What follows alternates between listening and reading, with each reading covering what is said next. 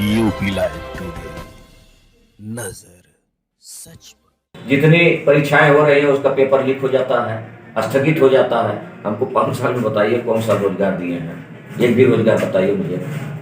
भैया विपक्ष के हैं, ये तो खाता आप बताएंगे ना, हम लोग तो उस आंकड़े को जान ही रहे हैं। नहीं तो जब रोजगार दिया ही नहीं गया तो मैं बताऊं क्या उनका? तो क्या मतलब वो उनका एक कहना है जब पेपर ही लीक हो जाता है, कोर्ट में मामला चला है, सारा मामला तो कोर्ट में है, रोजगार किसी मिला नहीं है। देखा जाता है 2017 के बाद कहीं न कहीं मारुति का जो इंजीनियरिंग फैक्टर था वो थोड़ा उसमें लचीलापन आया, तो उस पर क्या कहेंगे? मैं बताऊं आपसे, ये एक गरीब पार्टी है और इसमें ज़्यादातर जो लोग हैं वो दलित समुदाय से हैं इस पार्टी में, तो ये कहीं बोल नहीं सकते हैं। और आज मीडिया उनकी बात को कहीं ना कहीं नज़रअंदाज कर रही है। कारण ये रहा कि वो चौराहा पे और कहीं बैठ करके बोलने में सक्षम नहीं है, इसलिए उनको दिखाया नहीं जाता है। मीडिया लगभग बिक चुकी है, वही दिखाया जाता है जो मीडिया को खरीदा हुआ है। आप हमारे चैनल के माध्यम से जनता के लिए क्या अपील करेंगे? मैं जनता से यही अपील करूंगा कि जनता यहाँ सोचे समझे और यहाँ के लोकल व्यक्ति को चुने, ऐसे व्यक्ति को चुने। मैं आज तक 5 साल रहा प्रमुख, कई लोग हमसे पूछे कि आपने क्या किया, जब मेरे पास वित्तीय पावर ही नहीं था मैं करता क्या? घर का मालिक बना दिया जाए उसको, जो उसके 4 लड़के हों, कमा करके 1 रुपये भी ना दें, वो अपना घर का खर्चा कैसे चलाएगा? तो मुझसे पूछा जाता है। मैं बताना चाहता हूँ कि जितना भी मेरे पास आया संसाधन हुआ, मैंने पूरा आप सल्टुआ में जाकर के देख लीजिएगा, स्वास्थ्य केंद्र में हमारे यहाँ 2-2.5 फीट पानी भरता था बरसात में। मैं टोटल सल्टुआ हॉस्पिटल इंटरलॉकिंग का काम मैंने करवाया, जितना मेरे पास आया धन।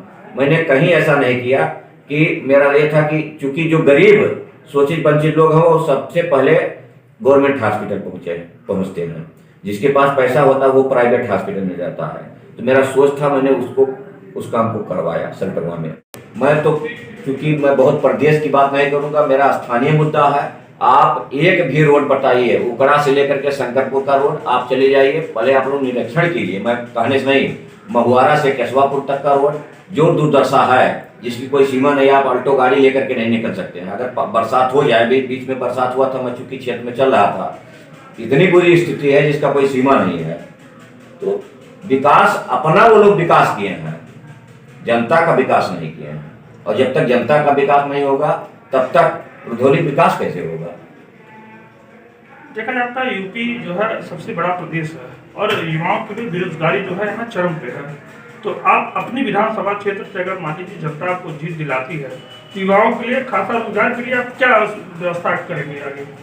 देखिए, मैंने अपने जो मेरा अपना व्यक्तिगत ये है कि मैं कुछ बिजनेस पॉइंट पे भी जुड़ा हूँ, कुछ लोगों को मैं जोड़ा भी हूँ।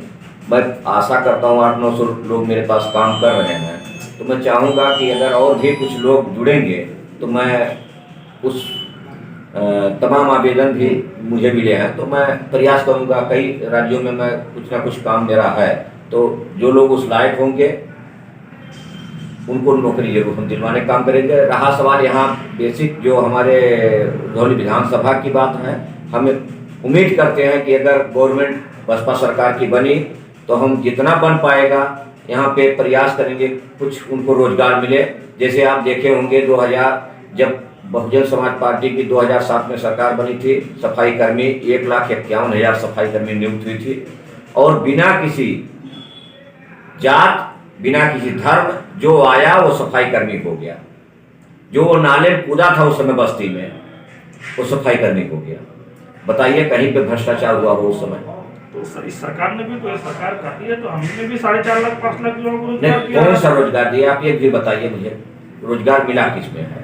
नौकरी के नाम पे तो खाते हमने 4.5-5 लाख दिया है। आप लोग पत्रकार हैं, आपको पता होगा किस विभाग में दिए। वो जितनी परीक्षाएं हो रही है उसका पेपर लीक हो जाता है, स्थगित हो जाता है। हमको 5 साल में बताइए कौन सा रोजगार दिए हैं, एक भी रोजगार बताइए मुझे।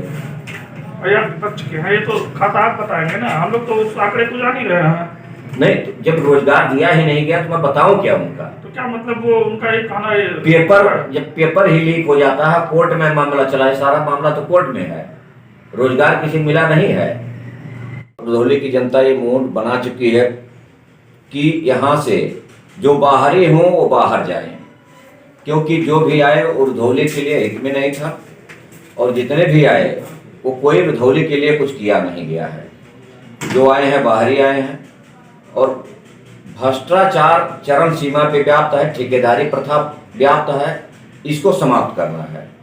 मिश्रा जी, आप एक चीज कह रहे हैं बाहरी, बाहरी का नाम घर का है, इसका मतलब क्या, तात्पर्य क्या है? जो बाहरी का मतलब यह है कि जो कभी उनकी जो जन्मभूमि है वो यहाँ नहीं रहा, वो रुधौली के वासी नहीं है, वो बाहर से आए, कोई टांडा से आया, कोई बस्ती से आया है।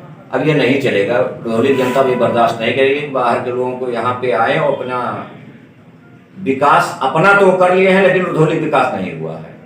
तो मतलब इस सरकार में, सरकार तो कहती है हमने तमाम विकास कार्य किए, उज्ज्वला गैस कनेक्शन, आवास, सड़क, बिजली, नाली, पानी, सारी चीज व्यवस्था की है, और जनता इस सरकार से खुश है। तो किस तरीके से आप उस पब्लिक को अपनी तरफ आकर्षित करेंगे वोटरों को?